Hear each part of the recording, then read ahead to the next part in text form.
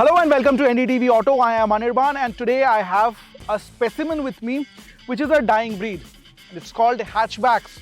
In fact, few manufacturers are there who are still having faith on these compact cars, which effectively are taken over by SUVs these days. This is the Tata Altroz facelift. The prices start at 6,90,000, goes all the way to 11.5 lakh rupees ex-showroom.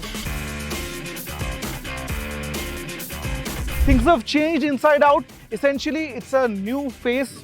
Design cues are different. So are the interior and features in this car. इस video में हम बात करेंगे Altroz कैसी है अंदर से बाहर से, और जो प्रीमियम आपको एक्स्ट्रा पे करना पड़ रहा है, is that justified or not? If you find this video interesting, you know what to do. Like and share this video. Subscribe to our YouTube channel.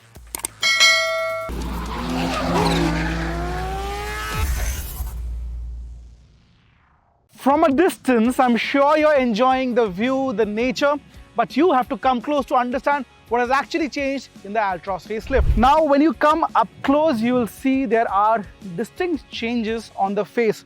Starting off with the grille, there is this piano finish, which gives it a glimmer. यहाँ पे horizontal elements का usage हो रहा है. Again, this gives it a width. और similar horizontal elements आपको lower half bumper पे भी दिख जाएंगे. So the bumper design is fresh, the grille has been revised. और यहाँ पे एक interesting design element आप देखिए. Starting off from the Tata logo, there is an inverted V shape, or otherwise you can call it A, signifying maybe Altroz itself. So एक trickle down effect की कोशिश दी गई है यहाँ पे on the face. There is camera right in the center, which signifies now the Altroz gets 360-degree camera with its top-end variants. Onto the side, the design cues are more prominent. 16-inch alloy wheels, the shade is different, and this reminds me थोड़ा EV type का look आपको यहाँ पे दिखाई पड़ेगा. Change side profile में भी दिया गया है.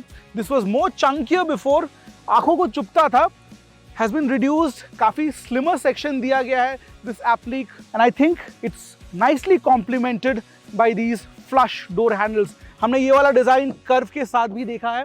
Similar design वाले डोर हैंडल्स आपको अब Altroz में भी मिल जाएंगे. पीछे के लिए rear door handles are still there. These are C-pillar mounted door handles. Overall flush design है. Also higher end variants में आपको different ORVM caps दिख जाएंगे because again there is a camera placement under this. Over to the rear, again Tata is following the design language they are giving with Nexon and other SUVs. It gets a connected light strip. पहले के मुकाबले looking better.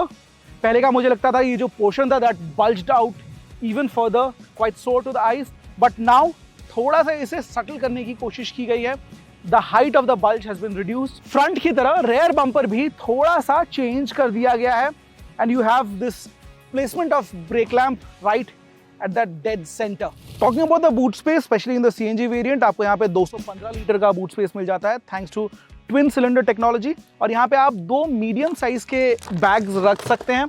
On the other hand, if you are choosing the pure petrol or diesel, वहाँ आपको boot space मिल जाता है 30 से 40 litre का, जहाँ पे आप 3 से 4 medium size bag रख सकते हैं. लेकिन the problem is full boot में आपका जो loading lip है that is quite high, तो आपको थोड़ा ज़्यादा ही मेहनत करनी पड़ेगी to put the bags or take them out.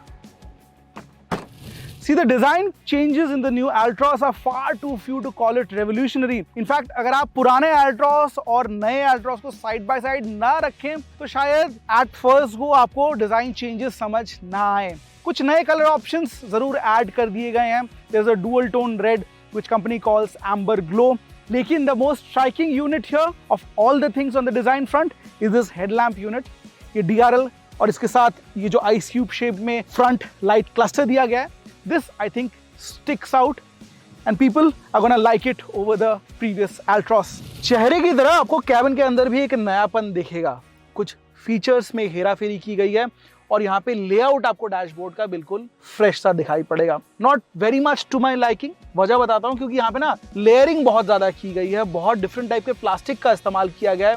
इससे ना जो फ्रंट एंड डिज़ाइन है ये मुझे बहुत ही ज़्यादा बिजी लग रहा है और यहाँ पे लगता है थोड़ा स्पेस कम सा दिखाई पड़ रहा है. बट चैसी में कोई डिफरेंस नहीं है, डायमेंशन में कोई डिफरेंस नहीं है. तो ये बस डिज़ाइन की वजह से मुझे लगता है थोड़ा सा बिजी सा फील होगा. कुछ फीचर्स की बात करें तो यहाँ पे अब 10.25 इंच का मेन डिस्प्ले आ चुका है। ये फ्री फ्लोटिंग, बेजल काफ़ी पतला सा दिया गया है, ये आ चुका है। फीडबैक अच्छा है, 360 डिग्री कैमरा भी आपको मिलेगा। एंड्रॉयड ऑटो और एप्पल कारप्ले आप वायरलेसली कनेक्ट कर सकते हैं। फ़ोन को आप रख सकते हैं वायरलेस चार्जिंग पे। साथ ही साथ सनरूफ भी दिया गया है, छोटा सा सनरूफ है लेकिन केबिन को ये काफ़ी एयरी बनाता है। ऑल्सो ये जो नया फैब्रिक का कलर है ना, ये भी मुझे अच्छा लग रहा है क्योंकि पहले एल्ट्रॉस में डार्क थीम के फैब्रिक यूज़ किए जाते थे, उन्हें चेंज करके अब ये लाइट थीम के फैब्रिक का इस्तेमाल किया जा रहा है, which is a very good thing क्योंकि यहाँ ना आपको वो स्पेस की कमी फील नहीं होगी, विजुअली स्पेस ज़्यादा लगेगा। और साथ ही साथ एक फीचर में फेराफेरी की गई है, यहाँ पे ना अंडर थाई सपोर्ट को बढ़ावा देने के लिए एक्स्ट्रा सीट स्क्वाब जोड़ दिया गया है। इससे आपको थाई सपोर्ट थोड़ा सा बेहतर मिलता है, तो लॉन्ग डिस्टेंस जब आप हाईवे पे चला रहे हैं ये थोड़ा कंफर्टेबल आपको ज़रूर महसूस होगा। हेडरेस्ट एडजस्टेबल दिए गए हैं, जो सीट हाइट है और सीट सामने पीछे ये मैकेनिकल दिया गया है। साथ ही साथ ओवरऑल केबिन का जो फील है ड्राइविंग सीट से वो पहले की तरह ही है, बहुत ज़्यादा चेंज यहाँ पे नहीं दिखेगा। आपको एक अच्छा व्यू मिल जाएगा ड्राइविंग सीट से। हालांकि जो स्टीयरिंग व्हील है ये बदल चुका है। ये स्टीयरिंग व्हील हमने देखा है नेक्सॉन और ऊपर की टाटा की गाड़ियों में जो आता है वही अब एल्ट्रॉस में भी मिलेगा। एक इल्यूमिनेटेड पैनल बीचों बीच दिया गया है, टाटा का लोगो डिजिटल में फिनिश है। Cruise control higher end variants में आपको मिल जाएगा। मेरे सामने भी जो डिस्प्ले दिया गया है ड्राइवर्स डिस्प्ले, ये फुल्ली डिजिटल है, ये भी 10.25 इंच का डिस्प्ले दिया गया है। और यहाँ भी आपको जो डिटेल्स दिख रहे हैं ये काफ़ी क्रिस्प है। एक फीचर में यहाँ पे सुधार हुआ है, यहाँ पे आपको मैप का एक्सटेंशन मिल जाएगा। If you have connected your phone, you are using the map, आप मैप का डिस्प्ले ड्राइवर के सामने भी लगा सकते हैं for easy access. AC panel का डिज़ाइन भी बदल चुका है, यहाँ पे एक टच डिस्प्ले मिल जाएगा। हालांकि ये बहुत ज़्यादा फिंगरप्रिंट और डस्ट अट्रैक्ट करेगा, लेकिन अगेन ऊपर की टाटा की गाड़ियों की तरह ही यहाँ पे आपको टच सेंसिटिव एसी कंट्रोल्स मिल जाते हैं। स्पेस की बात करें, ठीक ठाक स्पेस है, कॉम्पैक्ट गाड़ी है। और देखिए यहाँ पे ना जो ग्लव बॉक्स दिया गया है, डिसेंट स्पेस, आपको 2 चेंबर्स मिल जाते हैं। जो बॉटल होल्डर्स है इनमें भी स्पेस आपको ठीक ठाक मिल जाता है। थोड़ा कबी होल जो है बीच में, ये थोड़ा सा टाइट लग सकता है, स्पेशली ये जो बीच में स्टोरेज एरिया दिया गया है, ये बिन, ये बड़ा ही छोटा है। लेकिन again the good thing is यहाँ पे स्लाइडर आर्मरेस्ट आपको मिल जाएगा, which again is very comfortable when we are travelling long distances. वही आपको वाइड एंगल ओपन वाले डोर्स मिल जाएंगे, 90 डिग्रीज ओपन होते हैं और मतलब गाड़ी के अंदर आना या फिर बाहर निकलना आसान बन जाता है। अपर्चर आपको ज़्यादा मिलता है। हेडरूम बहुत ज़्यादा नहीं मिलेगा, कॉम्पैक्ट गाड़ी है, वैसे ही मतलब व्हील बेस 2501 मिलीमीटर का मिलता है। तो मेरे हाइट के हिसाब से 5 फुट 8 इंच फ्रंट सीट मैंने अपने हिसाब से रखा है, तो मैं बहुत ज़्यादा तो लेग मूवमेंट नहीं कर सकता हूँ, लेकिन अच्छी बात है फ्लैट फ्लोर मिल जाता है। अगेन जो हमने सामने देखा था वैसा ही एक्स्ट्रा यहाँ पे स्क्वाब मिल जाता है और इसके चलते आपको अंडर थाई सपोर्ट अच्छा मिलेगा। डेडिकेटेड एसी वेंट्स, यहाँ पे आपको dedicated USB charging point, arm rest with cup holder भी मिलता है। हालांकि 2 एडजस्टेबल हेडरेस्ट दिए गए हैं, अगर तीसरा बंदा बीच में बैठता है तो उनके लिए हेडरेस्ट की सुविधा नहीं दी गई है। कुछ अगर मुझे निटपिक करना हो तो मुझे लगता है यहाँ पे ना थोड़ा सॉफ्ट टच मटेरियल कंपनी ज़रूर कंसिडर कर सकती थी। थोड़ा ज़्यादा ही ब्लैंड सा लग रहा है, यहाँ पे अगर सॉफ्ट टच मटेरियल कंपनी देती तो फील और ज़्यादा बेहतर बन सकता था। यहाँ पे आपको पॉकेट्स मिल जाते हैं दोनों सीट्स के पीछे, अच्छा खासा यहाँ पे स्टोरेज बिन दिया गया है। और ओवरऑल अगर आपकी हाइट बहुत ज़्यादा नहीं है, मतलब 6 फुट 2 के ऊपर आप नहीं हो, तो आप यहाँ पे आराम से कुछ देर टिका के बैठ सकते हो, कोई आपको असुविधा फील नहीं होगी।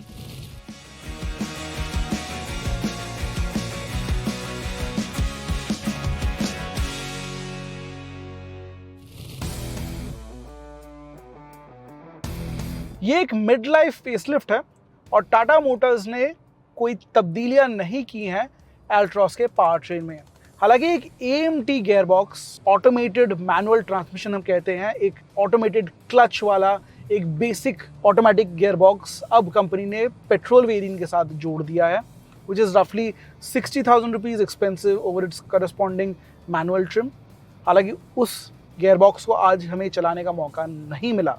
What we drove is the 1.2 liter 3-cylinder petrol engine which gets option of एक 5-speed manual transmission। इसी इंजन के साथ आपको बेस वेरिएंट्स में AMT का ऑप्शन मिलता है और हायर वेरिएंट्स में आपको मिल जाएगा एक DCT का विकल्प। DCT की बात करें तो 1,25,000 रुपये एक्स्ट्रा आपको चुकाने पड़ेंगे। CNG का भी आपको अवसर मिल जाएगा और CNG के लिए आपको लगभग 1 लाख से 1,10,000 रुपये एक्स्ट्रा चुकाने पड़ेंगे over corresponding petrol only trim. ये पेट्रोल इंजन बनाता है 88 हॉर्स पावर, वहीं जब प्योर सीएनजी मोड में इस गाड़ी को चलाया जाए तो पावर ड्रॉप होके लगभग 74 हॉर्स पावर रह जाता है। पेट्रोल मोटर काफ़ी पेपी है। रिफाइनमेंट में आपको थोड़ी सी शिकायतें रह सकती हैं, उतनी ज़्यादा स्मूथ फील नहीं होगी, लेकिन आपको यूजेबल पावर और टॉर्क मिल जाएगा फॉर सिटी राइडिंग।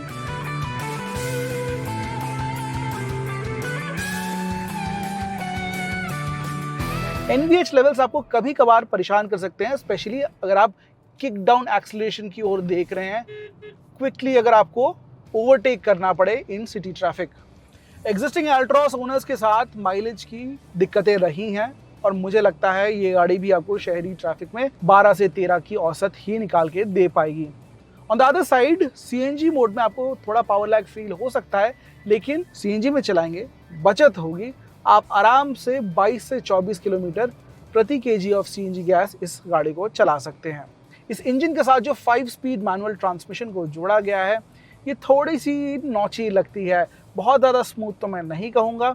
हालांकि जो क्लच ट्रैवल है वो रीजनेबल है। आपको बहुत ज़्यादा पुरानी टाटा की गाड़ियों में हमने जैसे देखा है क्लच ट्रैवल बहुत ज़्यादा होता है, वैसा यहाँ पे हिसाब नहीं है, लेकिन गियर शिफ्ट्स के वक्त आपको थोड़ी सी ये रबरी फील ज़रूर होगी, उतनी स्मूथ नहीं लगेगी जो कि आप एक्सपीरियंस करेंगे एक मारुति या फिर Hyundai की गाड़ी से। इसी सेगमेंट में अगर आप एल्ट्रॉस को Hyundai की i20 या फिर मारुति की बलिनो से कंपेयर करें तो आपको इस टाटा की गाड़ी में ज़रूर हैंडलिंग और राइड क्वालिटी बेहतर दिखाई पड़ेगी और उसका जो पैमाना है वो काफ़ी बेहतर है इसके कॉम्पिटिटर्स से। जब आप ख़राब सड़कों पे एल्ट्रॉस को चलाते हैं, it absorbs road undulations, potholes brilliantly.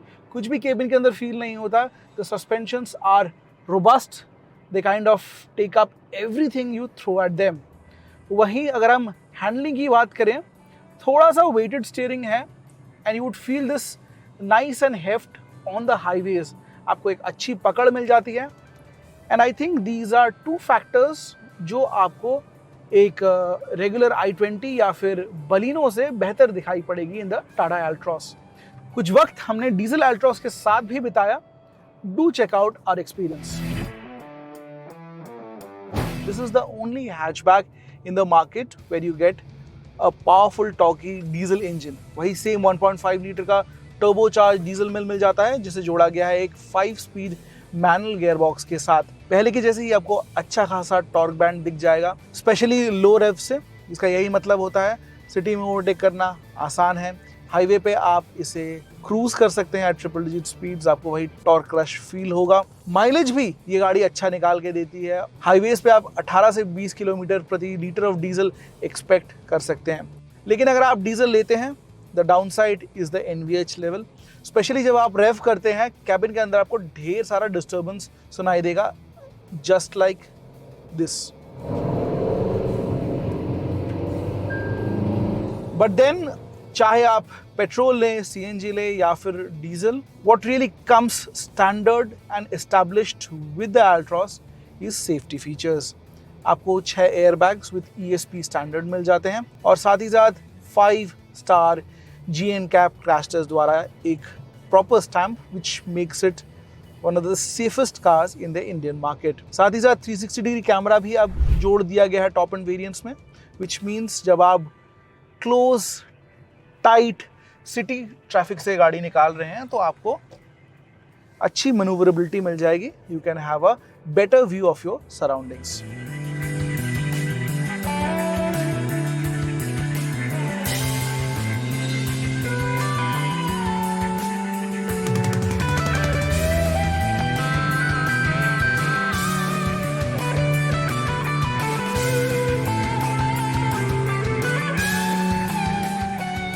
The design looks familiar।